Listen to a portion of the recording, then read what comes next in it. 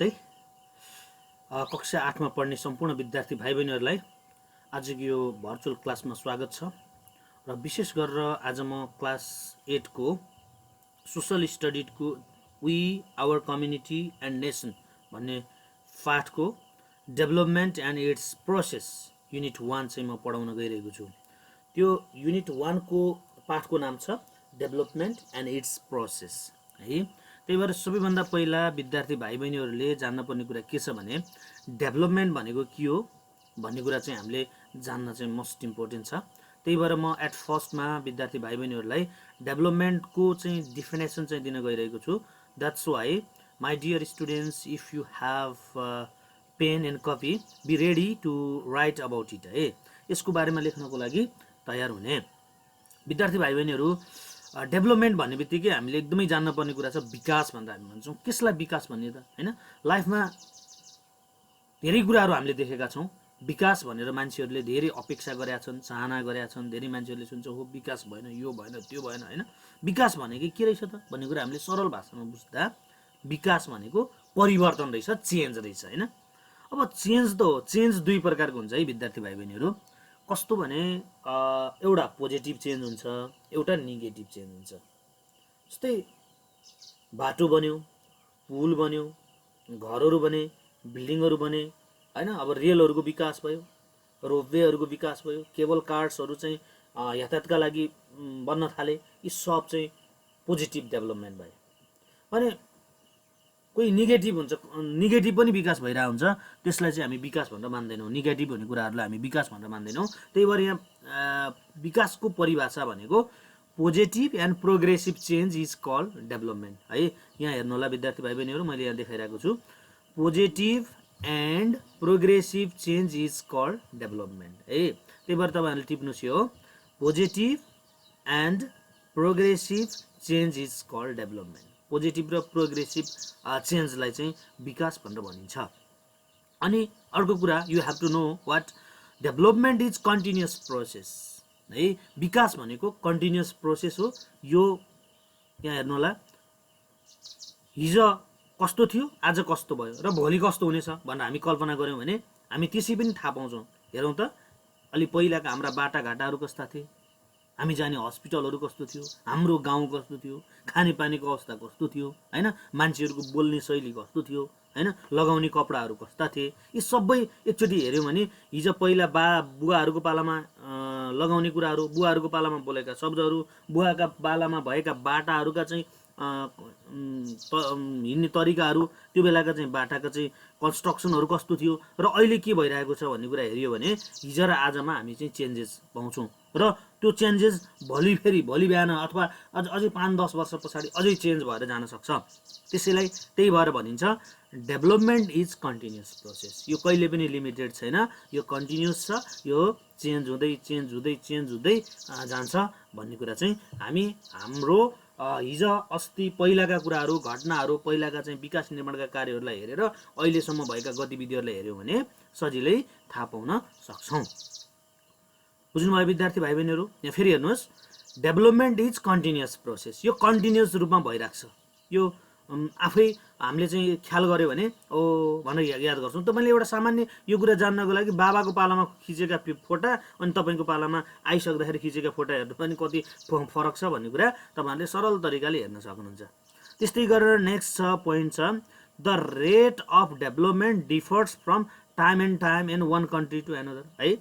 अब हाम्रो देशमा भएको विकास प्रक्रिया र जापानमा भएको विकास प्रक्रिया, अब चाइनामा भएको विकास प्रक्रिया, यहाँ के छ भने development differs from time to time and one country to another भन्ने कुरा। एउटा कन्ट्रीमा भएको र अर्को कन्ट्रीमा भएको कुराहरू फरक हुन्छ। अब जस्तै हामी एकदम डेभलप कन्ट्री जापान, चाइना होइन, कोरिया, अमेरिकाका कुरा गऱ्यौँ भने त्यहाँ हेरौँ त अब समुद्रभित्रबाट पनि रेल लैसकेको छ। हाम्रो देशको कुरा गऱ्यौँ भने अझै पनि हामी सबै ठाउँमा रेल पुर्याउन सकिरहेका छैनौँ होइन। अब भारतको जयनगरदेखि नेपालको जनकपुरसम्म चाहिँ एउटा रेल सेवा सुविधा छ होइन। अहिले अब अलिकति अझ कन्स्ट्रक्सन भएको छ, अब अझै बढी चाहिँ टाढासम्म जाने अवस्थाहरू बन्दैछ। अब यो हेर्दै जाँदा अब त्यहाँ चाहिँ विभिन्न किसिमका सेवा सुविधाहरू छन्। अब स्काई ओभरहरूबाट चाहिँ पुरै गाडीहरू दौडिरहेको छ होइन। अब हरेक कुरामा चाहिँ फेसिलिटी छ। अब हाम्रोमा चाहिँ त्यो पहिलाभन्दा अहिले केही चेन्जेस भएको छ तर त्यो लेभलमा पुग्न सकेका छैन। यसबाट हामी के थाहा पाउँछौँ भने एउटा कन्ट्री र अर्को कन्ट्रीमा चाहिँ के हुँदो रहेछ, डेभलपमेन्ट चाहिँ डिफर हुन्छ अथवा फरक फरक हुनसक्छ। डेभलप कन्ट्रीहरूमा अझै बढी चाहिँ रफ्तारमा विकास भएको हुनसक्छ, अब डेभलपिङ कन्ट्रीहरूमा स्लोली गइरहेको हुनसक्छ। हामी स्लोली छौँ र हाम्रो पनि देश चाहिँ विकासको गतिमा लम्किरहेको छ र पहिला र अहिलेमा धेरै फरक हुँदै चाहिँ गएको छ। यो हामी चाहिँ पोजिटिभ चेन्जमा चाहिँ हामी जाँदैछौँ भन्ने कुरा चाहिँ बुझिन्छ। अर्को कुरा यहाँहरू means and resources of development of are of 3 types है। मिन्स एन्ड रिसोर्सेस होइन, विकासका साधन र स्रोतहरू 3 प्रकारका 3 टाइप्स छन्। अब त्यसलाई के भन्ने त फेरि हामीले जान्नु पर्यो। Means and resources of development are of 3 types भने अब के हुन् त 3वटा? त्यसलाई हामी 1 नम्बरमा भन्छौँ नेचुरल रिसोर्सेस हुन्छ, अर्को हुन्छ ह्युमन रिसोर्सेस, अनि अर्को हुन्छ नेचुरल रिसोर्सेस भयो, ह्युमन रिसोर्सेस भयो, अनि अर्को चाहिँ हो फाइनेन्सियल रिसोर्सेस। यहाँ फाइनेन्सियल हामीले लेखेर हिँड्छौँ। फाइनेन्सियल भनेको पैसासँग सम्बन्धित हो। अब यहाँ ह्युमन रिसोर्सेस भनेको के हो त भन्ने कुरा हामीले चाहिँ जान्न पर्यो। ह्युमन रिसोर्सेस भनेको अब हामीले एकदम बुझ्नुपर्ने कुरा के छ भने ह्युमन रिसोर्सेससँग चाहिँ यो हामीले काम गर्ने म्यान पावर, यो चाहिँ 3 प्रकारको हुन्छ। तपाईँहरूको किताबमा 2 प्रकारको ह्युमन रिसोर्सेसको बारेमा भनेको छ, एउटा स्किल, अनस्किल र सेमी स्किल भनेर भनेको छ होइन। यो चाहिँ 3 प्रकारको हुन्छ, तर तपाईँकोमा चाहिँ अनस्किल र स्किल गरेर 2टा मात्रै भनेको छ। सेमी स्किल पनि हुन्छ। अब यो दक्ष, अर्धदक्ष र एकदमै दक्ष है।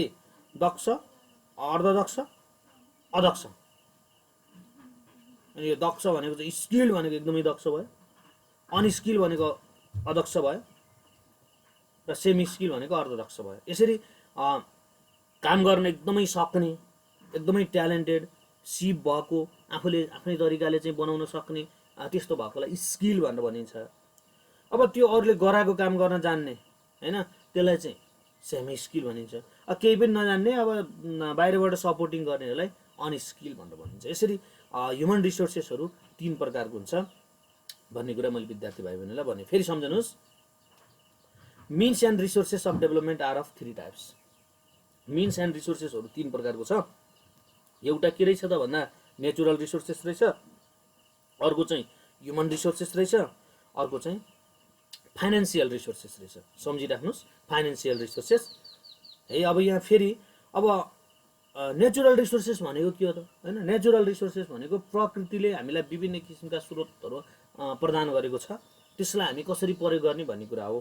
जस्तै नेचरले हामीलाई दिएका कुराहरू छन्, जस्तो ल्यान्ड दिएको छ, वाटर छ, फरेस्ट छ, वाइल्ड लाइफ छ, मिनरल छ, एक्सेट्रा। यी चिजहरूलाई हामी चाहिँ नेचुरल रिसोर्सेस भनेर भन्छौँ। यसलाई राम्रो तरिकाले युटिलाइज गर्न सकेको खण्डमा हामी विकासको गतिमा एकदमै अगाडि पुग्न सक्छौँ। विश्वका विकसित देशहरूले यही प्राकृतिक स्रोत र साधनलाई, नेचुरल रिसोर्सेसहरूलाई म्याक्सिमाइज युज गरेर, म्याक्सिमम युज गरेर they are in top situation. तिनीहरू अहिले चाहिँ टप सिचुएसनमा छन् र विकासको गतिमा अग्रपङ्क्तिमा पुगेका छन् भन्न चाहन्छु।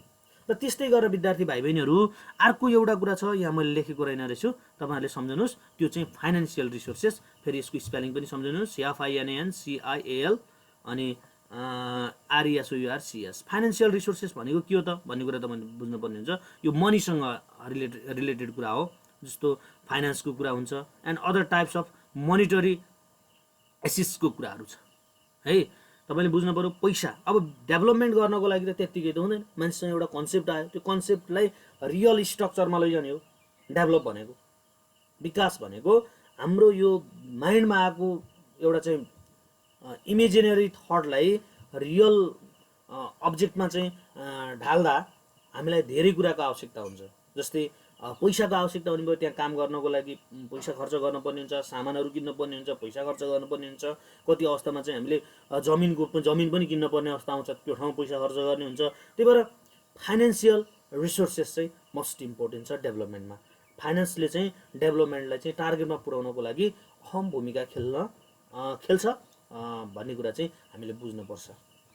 त्यही भएर विद्यार्थी भाइ बहिनीहरू एकदम हामी अब एकदम क्लियरली हौँ। फेरि यसलाई म समराइज गरिदिन्छु, तपाईँहरू एकदम टिप्नुहोस्। हामी यहाँ पढ्छौँ डेभलपमेन्ट एन्ड इट्स प्रोसेस। अब विकास र यसको प्रोसेस भन्ने कुरा छ। यो कुरा एकदम दिमागमा राख्नुहोस्। सर्टकटमा एकदम छोटो तरिकाले विकास भनेको दुई प्रकारको हुन्छ, एउटा पोजिटिभ र नेगेटिभ हुन्छ। तर हामीले चाहिँ पोजिटिभलाई चाहिँ हामीले विकास भनेर भन्छौँ। फेरि दिमागमा राख्नुहोस्, the positive change is known as development. Understand? Again, keep in the mind, development is two types. Developments are of two types. One is positive, next is negative. The positive is most important. The definition of the development is positive and progressive change is called development. Okay, write it on your exercise copy.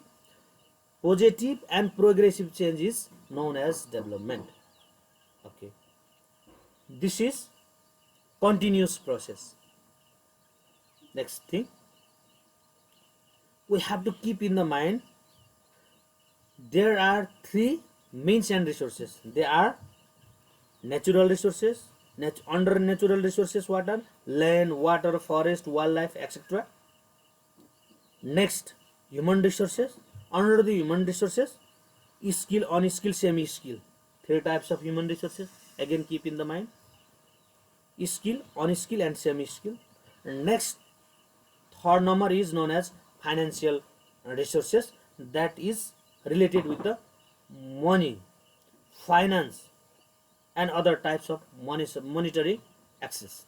That's why we have to keep in the mind. Again, three resources: natural resources, human resources, and financial resources. यो कुरा तपाईहरुले दिमागमा राख्नु पर्यो एकदम। विकास भनेको के हो? Positive and progressive change is known as development. यो कन्टिन्युअस प्रोसेस हो र सबै ठाउँमा विकास एकै किसिमको हुँदैन। कन्ट्री, विभिन्न कन्ट्री र अन्य कन्ट्रीहरु, कन्ट्रीमा पनि यो विकास चाहिँ फरक हुन्छ। टाइम र सिचुएसनले नै विकासलाई प्रभाव पारेको हुन्छ र विकासको लागि तीनवटा कुराहरु मोस्ट इम्पोर्टेन्ट छन्। ती तीनवटा कुराहरु भनेका नेचुरल रिसोर्सेस हो, ह्युमन रिसोर्सेस हो र फाइनान्शियल रिसोर्सेस हो। अब नेचुरल रिसोर्सेसमा वन जंगल, हावा पानी, जनावरहरु आदि पर्छन् भने अब ह्युमन रिसोर्सेसमा चाहिँ दक्ष, अर्धदक्ष, अदक्ष मान्छेहरुको चाहिँ एउटा समूह पर्छ। फाइनान्शियल रिसोर्सेसहरुमा पैसासँग सम्बन्धित विभिन्न किसिमका क्रियाकलापहरु पर्छन् भन्ने कुरा हामीले जान्न पर्छ भन्दै आजको यो क्लासबाट बिदा हुन चाहन्छु। हस्त, नमस्ते, थ्यांक यू।